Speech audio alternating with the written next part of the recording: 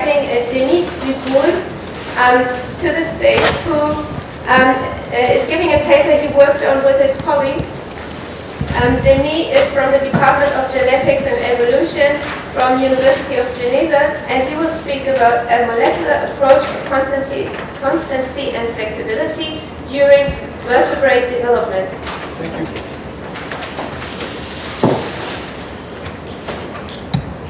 It worked. The microphone worked. Yes. Yes. Yeah.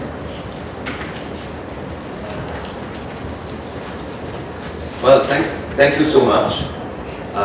Good day, and Ellen, thank you for organizing this and for bringing me back to beautiful Geneva.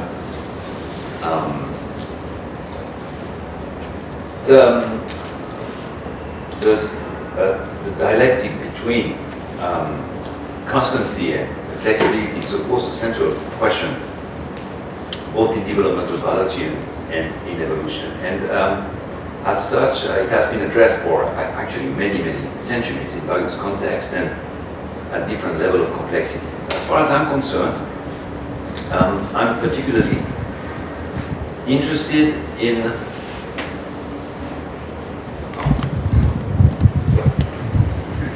the view Ernst Haeckel expressed is a link between the constancy and flexibility, or it addresses both of these aspects in this sort of a matrix representation.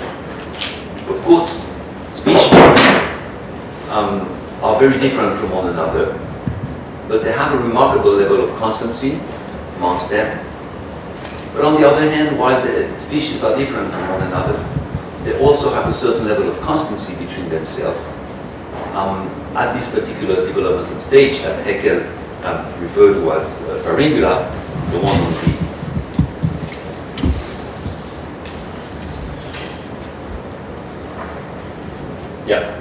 the one stage you see on the top where all these embryos, well, as you know, these drawings have been a little bit improved by Haeckel, developmental biologists in the audience who used to look at these embryos, and they realized that they are a little bit more different than what is shown here. But the idea is there, in fact.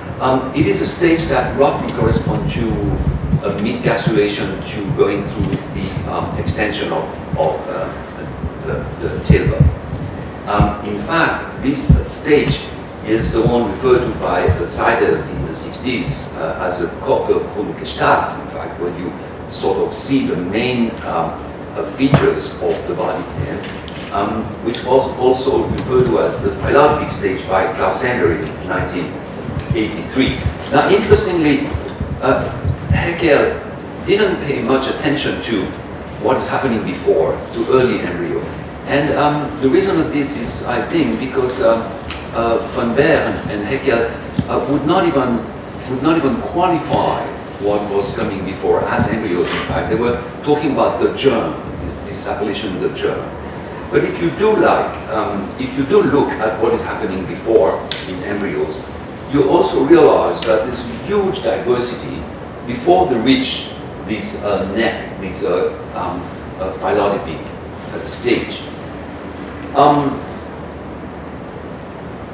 Of course, this variability is implemented in response to environmental condition.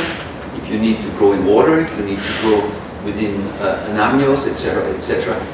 So vertebrates have developed a very huge adaptability to these environmental constraints. Then they have to go through this passage here of this developmental hourglass, and then again they diverge towards these many different forms within each species. Now, Franz Keibel in 1906 already referred to this as a convergence mechanism. The first mechanism here is convergence here, and the divergence mechanism here. And in fact, interestingly, in 1875, I think, Wilhelm His already asked the question that this developmental hourglass poses, in fact. He said, the most pressing question is how, from such different developmental starting point, that's my own translation. It's a mix of my own translation and that of Michael Richardson, in fact. Such even developmental starting point, do the similarities in subsequent stages arise? In fact, Wilhelm, he's used a very interesting word in German to qualify this neck. He's referring to as its Ähnlichkeit. Ähnlichkeit is, in many languages, can be translated by 6, 7, 8 different words. In fact, in French you have similarity, ressemblance, and it's a German word that qualifies a variety of things, in fact, and it's interesting to think about this when you look at what kind of constraints can occur during the passage of the neck. So what are these constraints? Well, in 1994, when this, the shape of this developmental hourglass was proposed, we argued that during this passage here, a very important time device, a very important temporal mechanism was at work, which actually was very difficult to evolve, and this is why you had to go through this passage. In 1996, Rudy Raff, in his book, argued that in fact this passage, this neck, was due to the fact that at this precise point, this is sort of a maximal interaction between what you refer to as developmental modules, whatever it means, in fact. So modules would exist before, modules would exist after, of course, but at this point, the interaction between these modules were maximum. In 2006, Doug and Eric, in their paper, refer to the possibility that at this particular point here, there's the implementation of very, very central kernels. Perhaps I'm going to come back to this definition sometimes. Very important kernels, which would make the system, I quote, must impervious to change. This is Eric and Doug in 2006. So what is this? What are these time devices that we suggested in 1994 would be responsible for this neck structure? Well, it is in fact the meeting between two time devices. On the one hand is the segmentation clock, which you see on the left here. The segmentation clock is a time device that produces segments. It is an iterative process. It's regulated by classical mechanisms acting in trends. By this I mean what we just heard, in fact, GRNs, activator, repressor, feedback, and so on, etc. Okay? And it produces the segments of the vertebrate. And on the right-hand side is the second time device. It's the Hox timer, which activate these genes, which, as you know, are clustered, following the order of the genes on the cluster. It's a timer that identifies the segment. It is a non-iterative, it's a linear process. It's not repeated once the G is achieved. And it's regulated by a non-classical mechanism acting in cis. Okay? So you have to sort of think of a system whereby different kind of embryos go to cleavages and so on, but then they somehow must converge to this point where these two time devices are suddenly implemented. Tack, tack, tack. You make a segment, you identify, you make, you identify, you make, you identify, and then you get out of this neck and you realize your fate in terms of species. Now, interestingly, the neck, as you can see here, is not exactly symmetrical. I drew it with a little bit, it's a little bit wider at the end. And that illustrates the fact that the starting point of these two time devices must be extremely precise because you make a cerebral trunk. You can't make mistake with the roots of the cranial nerves, for example, the position. The more you go posterior, the more you progress into these time devices, the more you start to relax, in fact. And interestingly, that was noticed by Edwin Goodrich in 1913 who wrote this extremely interesting sentence. He said, "It is just as if nature got tired of counting towards the tail end of a developing animal, as if her arithmetic became uncertain when dealing with large numbers." In fact, you can see this in human beings. There may be someone sitting here that has 6 number vertebrae. In fact, instead of 5, it's in the range of a person, a bit less than a person in the human population. When you reach the end, it's like with the limbs, when you reach the end, you start getting offset, you start to offset these 2 tiny bars. Now, of course, that also occurs among species, this flexibility. And when you compare this to skeleton, you may have recognized on the left-hand side a bird because of the 14 cervical vertebrae, and on the right-hand side a mammal here. And you can see this phenomenon of tagmosis, where you get entire parts of the architecture that are moved around up and down.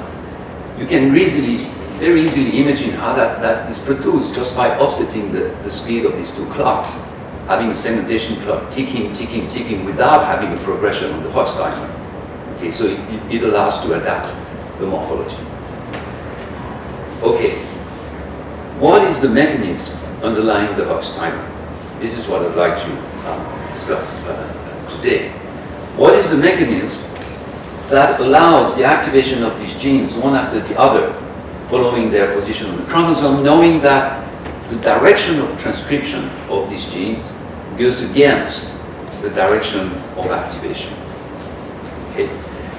Now, if you think about the system, it's 39 genes which are dispatched around 4 clusters, which have to be activated essentially every 60 to 80 minutes, depending on the species in vertebrates. It is, to me, but you may agree with this, it is an impossible task to realize using classical GRN, classical activating, repressing factors floating around and so on. It would be prone to too many errors, and of course if you make an error in this system, you will change the morphology, so you cannot allow this. So it is a system, it is a mechanism that is based on the linearity of this molecule, the chromatin fiber. And to try to understand the nature of this mechanism for many, many years, actually for more than 20 years, we engineered chromosomes where we would change the position of the genes and see how they would react. It's a very simple approach. For example, if you take gene number 7 and you bring it to the position of gene number 3, then do you activate at T7 or at T3? Okay. And if you do this, the answer is that you tend to activate at T3, that is, the promoter, the gene itself, has very little information as to where, when it should be activated. Okay. So we ended up, after all these years, with a model that we call the rosary model, which essentially says that early on, these clusters are packed in a negative globule, okay, which is decorated with polygon, negative chromatin marks. And then progressively, the genes are extruded out of these negative modules, one after the other, to move into a positive globule. Okay. Now, this model has a series of good points. The first one is that you really need very few activators, because the main parameter is accessibility. So you could even work with a single activator. In fact, it's not the case, but almost. Because what counts is when the gene is out of this negative globule, you just activate it. The second point is that by doing this, you secure the sequence of activation. You're sure that number 3 will come before number 4. And that's absolutely essential, because if number 4 comes before number 3, you get the change in the morphology. And finally, the system can be interrupted and frozen, memorized. Because of course, when you produce your segment, the segment that is up here, you don't want it to continue implementing the timer. So you freeze it and you keep the information, you keep the good combination of protein. And therefore you can memorize at each body level, when several months later you will realize the morphologies. Now the main question of this model is, of course, where does the force comes from? Who is pulling the chromatin fiber? Okay, where's the energy coming from? And we tried hard, actually, for years to try and solve this question using mouse embryos. And I'm showing you on the right here why it turned out to be impossible. Because these genes are activated from very early on in the most posterior part of the developing embryos, population of cells that we call the NMPs, NMP cells, stem cell population that goes down and down and down and produces the cells that will form the trunk. There are very few cells, very heterogeneous, and therefore implementing biochemical or molecular approaches on these embryos turned out to be very difficult. So some years ago, 5 years ago, we switched to a different system after a conversation I had with Alfonso Martinez-Zayas, who had just developed this sort of interesting biological object you see here, which are sort of pseudo-embryos, stembryoes or gastruloids, whatever. These are stem cells that are aggregated, something like 300 to 400 stem cells. You make a bowl out of them, and after 48 hours, when you have a nice bowl, you treat with chiron, which is a Wnt agonist. So you activate the Wnt pathway. And you do this for 24 hours. And then you let them go. Don't do anything more.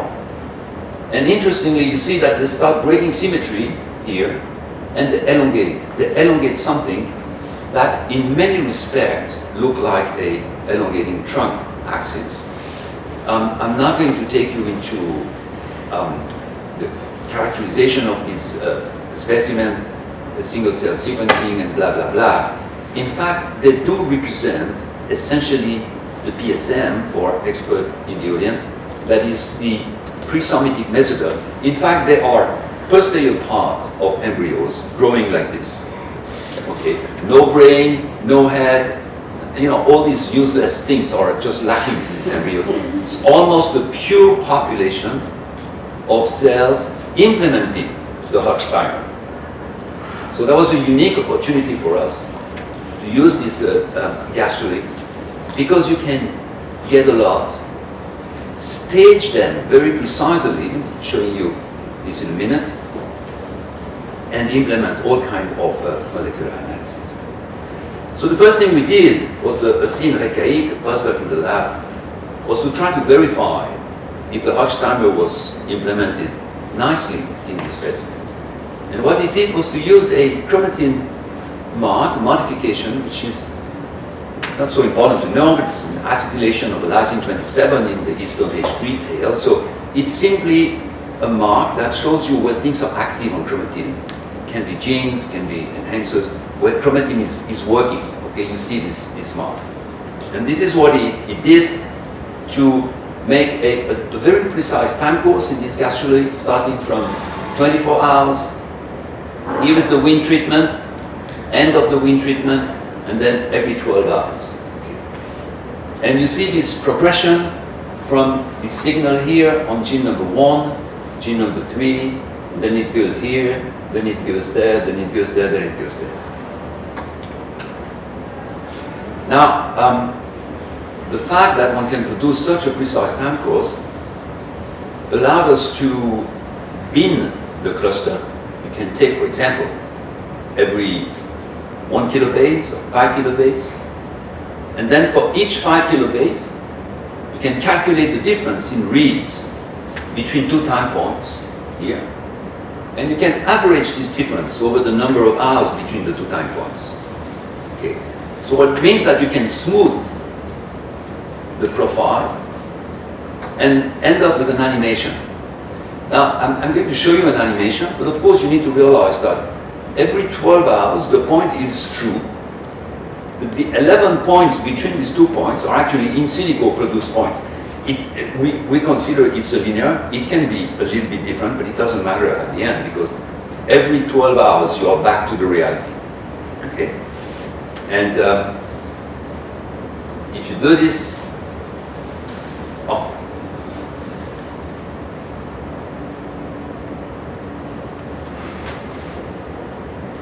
sorry, I need to change.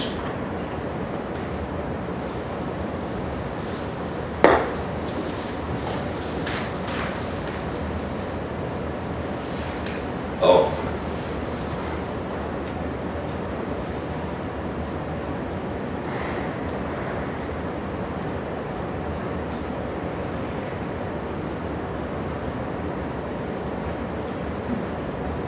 I don't want the présentateur to... no. Oh, there. Yeah, I'm sorry, they're so nice. I really need to show them to you. So look, the peaks you see here are actually CTCF peaks. I'm coming back to this in a minute. Okay, this is gene number 1 here, and this is gene number 13 here. So that's the start of the activation, the end of the activation, and you will see now the dynamic of the process. You see, first it comes up to the first CTCF site here, almost concomitantly on this part here. Okay, acetylation, transcription, that's where it starts. And then you go. Comes here, comes here, comes here. And we would need something like 12 hours more to see the last one, coming. Okay. So we can really get a sort of a sense of the dynamic of the process. See this wave of transcription going through the cluster. Once again, transcription of each one of these genes goes the opposite way, goes this way. Okay, so it's not that you have a sort of a wave of transcription going through, you have to read through. Now, CTCF sites. You noticed, in fact, that the initial activation is in this part here, and seems to be blocked by this side. When we looked at the distribution of CTCF sites in these different clusters in the mouse, and it was some years ago, ended up with this amazing observation that they essentially are identical in 3 out of the 4 clusters. This is the number D on the top, B, A.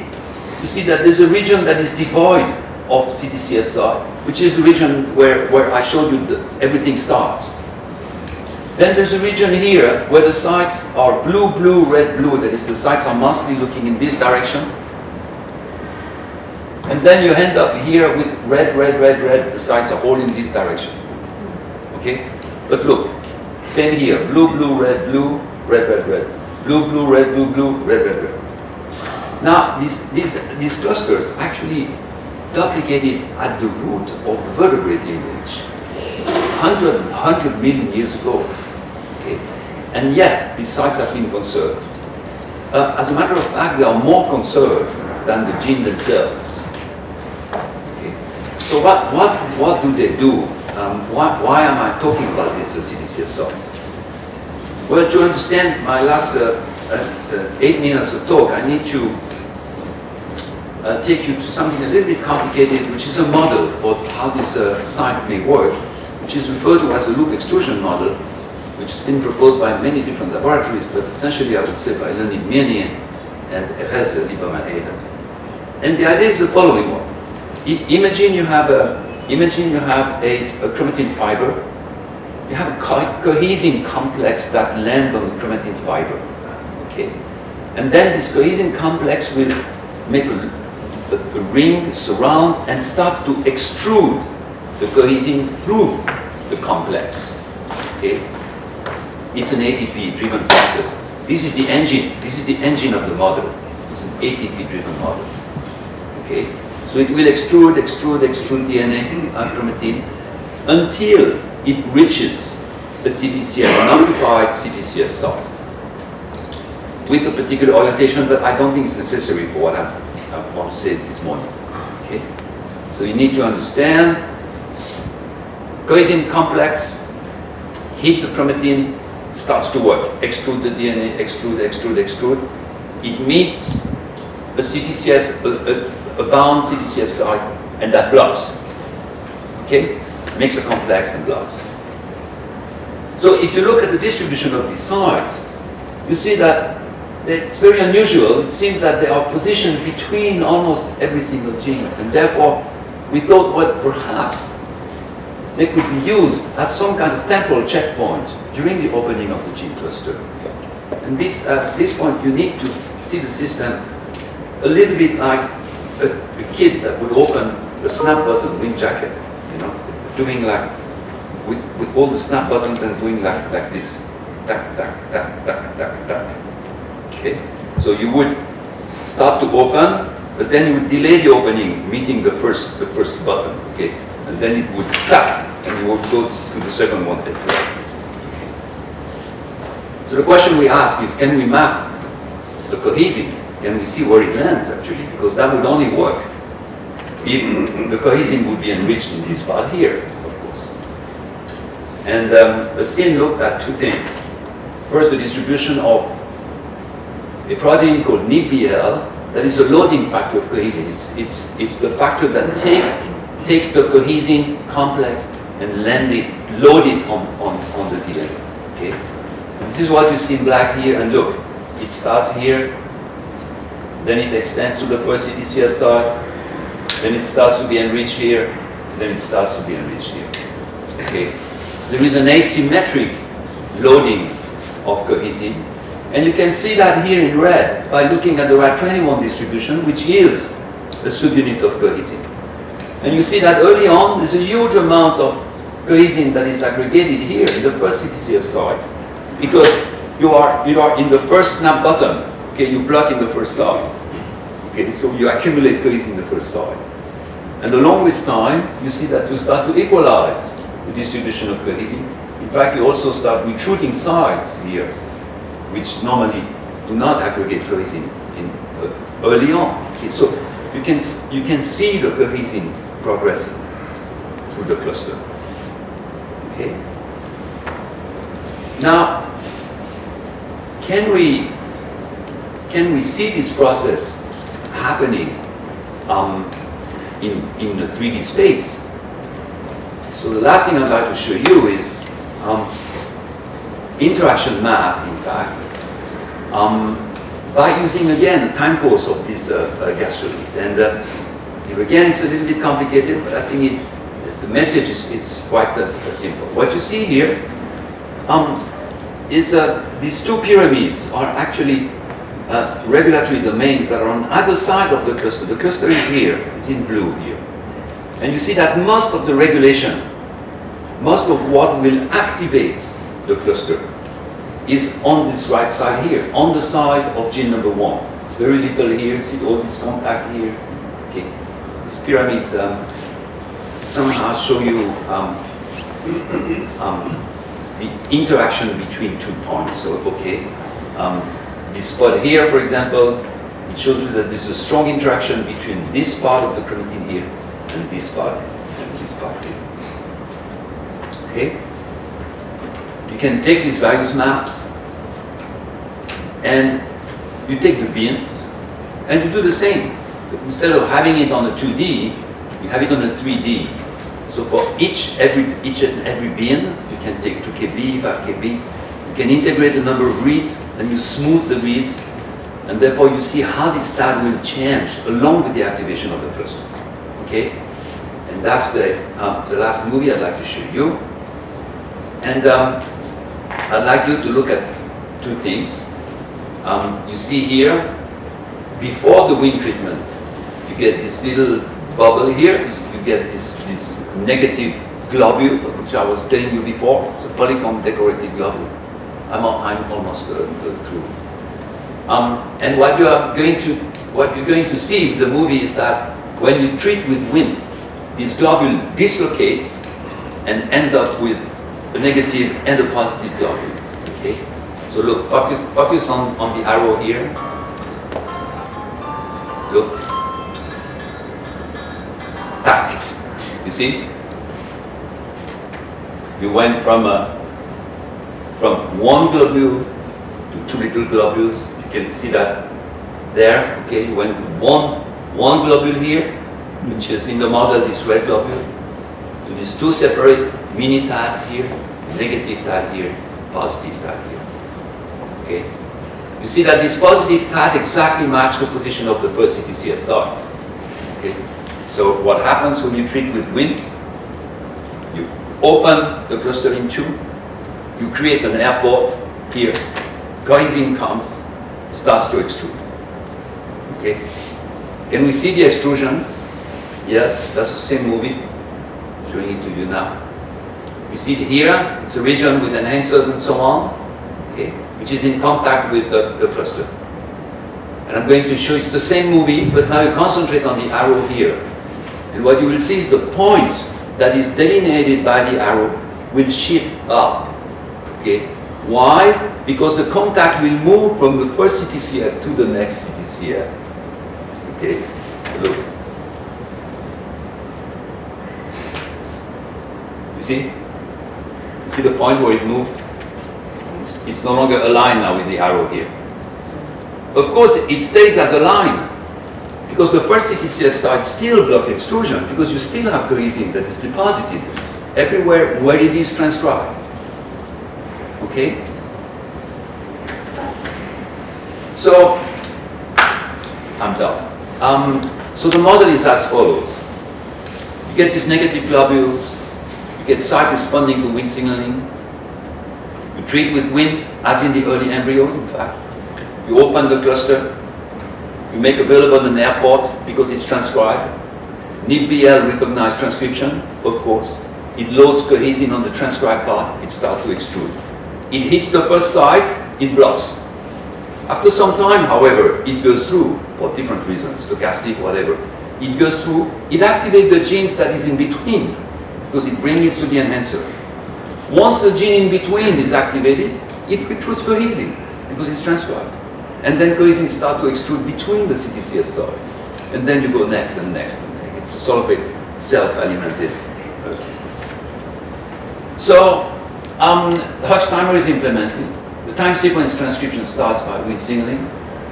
This is all just what I described. Now, the last point I want to make, on the last line, my last conclusion, in fact, is that you can, of course, use these ESLs for a variety of mutations, and we've produced many, many mutations, like removing this or adding that, or bringing new sites, removing sites.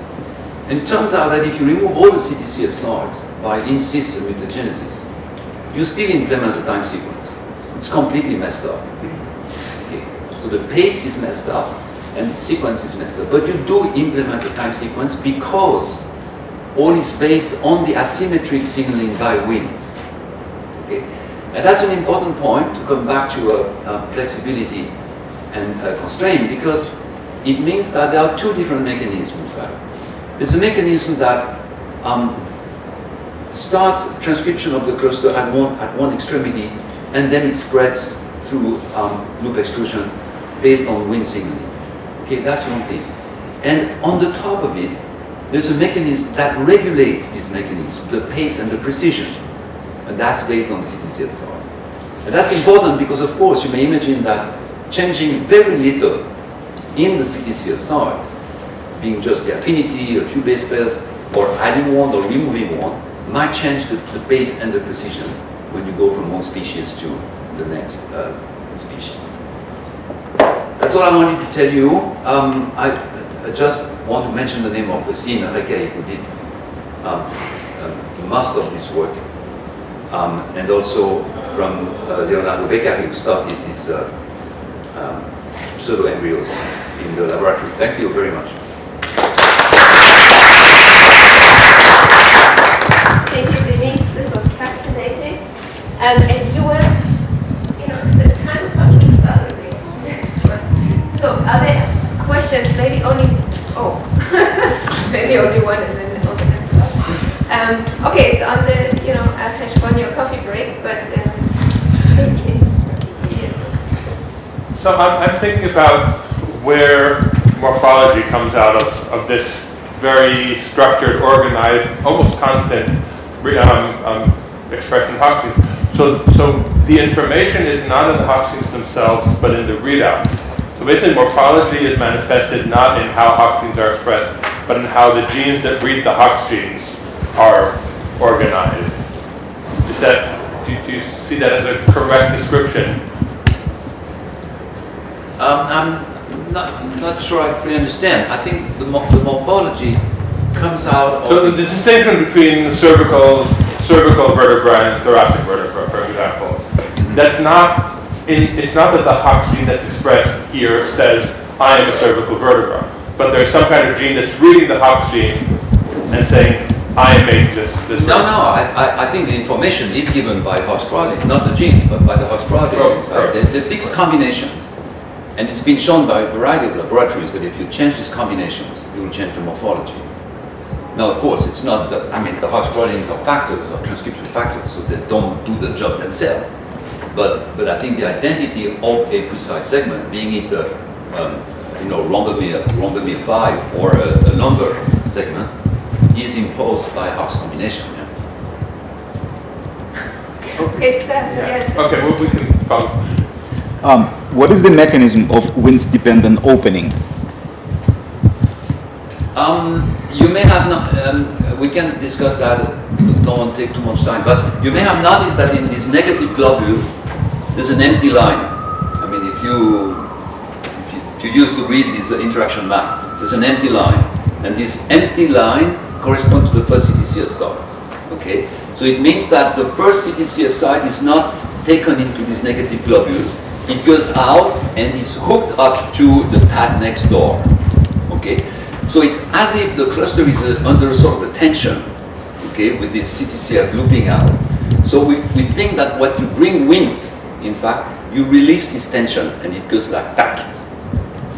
Now to do this properly, what we should do, of course, is to identify all the TC left binding site, TC left binding site, and so on, then remove them and see that you kill the system.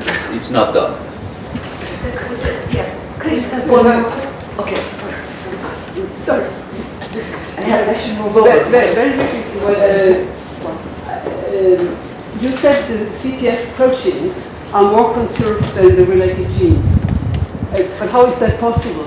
I mean, the CTF proteins are coded for by genes. No, what I meant is that the position, frequency, and quality of the CTCF binding sites in the cluster is more conserved than the gene themselves. For example, sometimes... But the binding sites are part of the gene. No, it's not part. It's in between every gene. And sometimes, for example, a gene is lost because you don't need the 4 copies, you know, so amplification. Okay. But the CTCF is not lost. There's been a selective deletion, but you keep the CTCF. Okay? It's actually more important than having a gene. James? So I was going to say this, but since you brought this up again, can you reconcile that with your statement that the CTF sites are important for setting the pace, the tempo of the clock, but the fact that closely related species will have different tempos, so human and mouse, for example, will unravel at a very different pace? Yeah, you mean between different species? Yeah. As you know, it's more complicated than that, because on the one hand you have the pace as measured by the Hox clusters. On the other hand, you have differences, global differences in speeds between different species. But clearly, if you look at birds and mammals, you see slight differences in the position of CTCF. Now, of course, if you repeat in the mouse the distribution of CTCF you have in birds, which has been done, in fact, you cannot expect to have an interesting result, because you must realize that you always have these 4 clusters in the mouse, and it's very resilient. You know, you really need to kill the system to start seeing important effect, because if you have a little advance in the timing, the other cluster will sort of buffer it. If you have a little delay, it will buffer it. So you need to. So we don't really know, actually.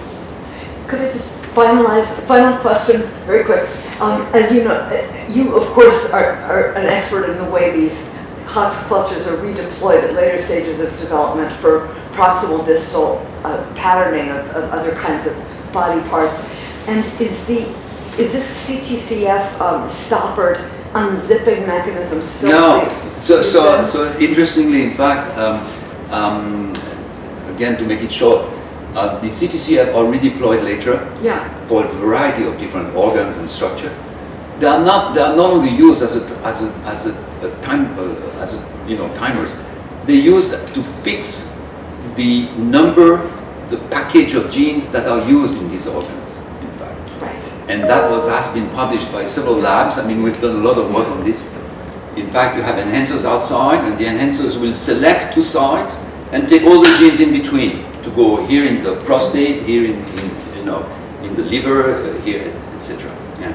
So they have multiple use, and it's also one of the reasons why we believe they are so well conserved. In fact, perhaps one could be removed for the timing device, but it's not, because later on you need it to fix the. So it's a totally different expression control mechanism. Yes, absolutely. Thank you. Yeah. Thank you very much.